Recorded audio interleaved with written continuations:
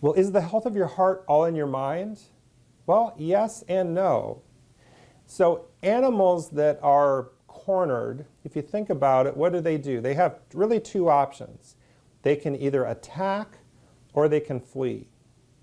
For humans, let's say you're walking through a dark alley in maybe an unfamiliar neighborhood late at night.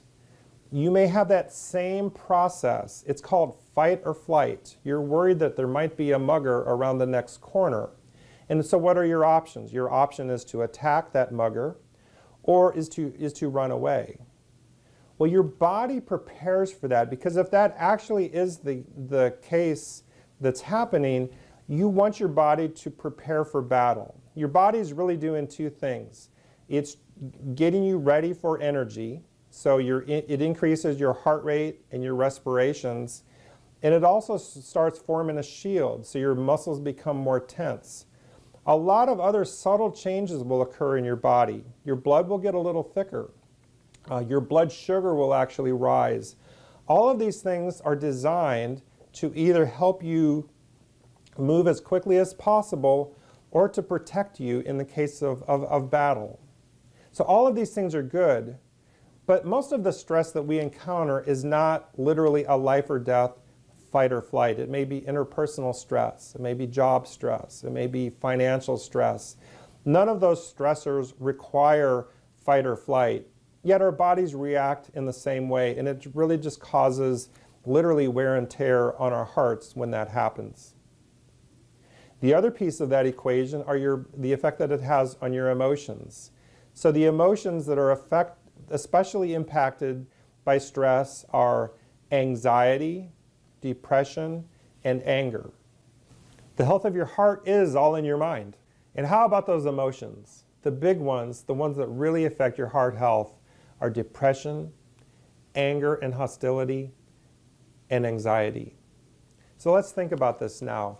If you may be experiencing cynical thoughts, angry feelings, or aggressive actions. This is what we call hostility. In his book, Anger Kills, Redford Williams suggested a hostility roadmap. This really involves three questions. First, does this matter warrant my continued attention? Yes or no? The second question, am I justified in feeling this way? Yes or no? And finally, do I have an effective response? Yes or no?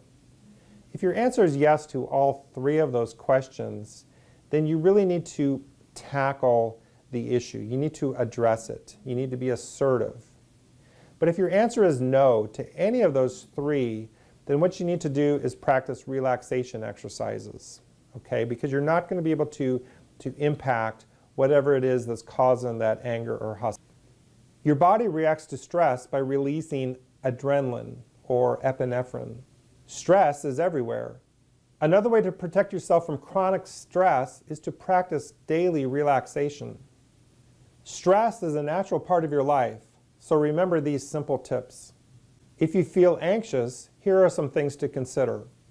Feeling lonely or isolated after a cardiac event is common. Active support is essential, and you can get it from a friend. Don't be surprised if you have strong emotions, such as depression, anger, and anxiety as part of your recovery. Don't be surprised if you have strong emotions, such as depression, anger, and anxiety. These are natural parts of your recovery process. Your body reacts to stress by releasing adrenaline.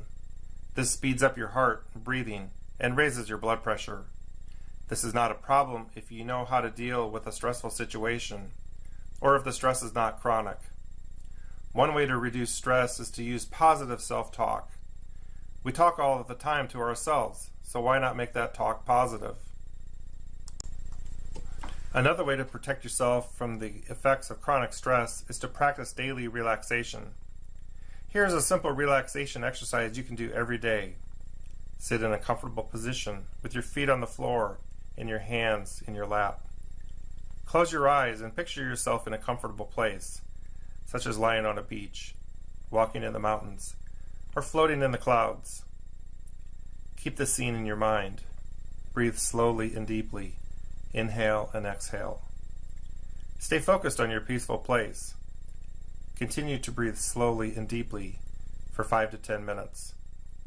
Stressful situations are all around us, and relaxing takes practice, so practice every day.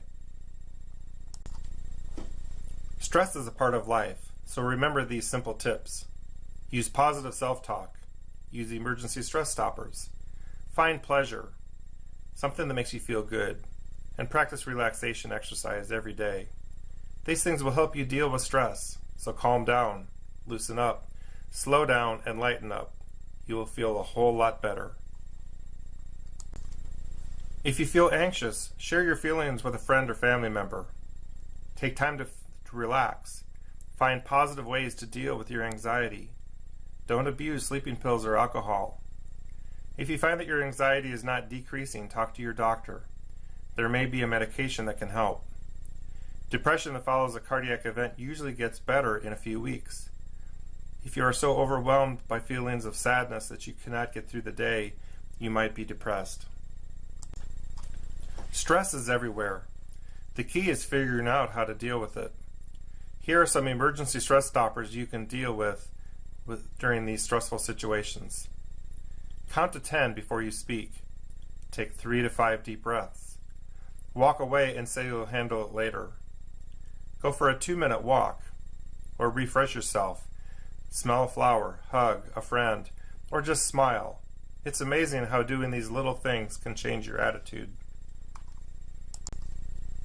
In addition to Life Simple 7, stress management and medication adherence for those taking medications for blood pressure, cholesterol, or glucose are keys to promoting heart health.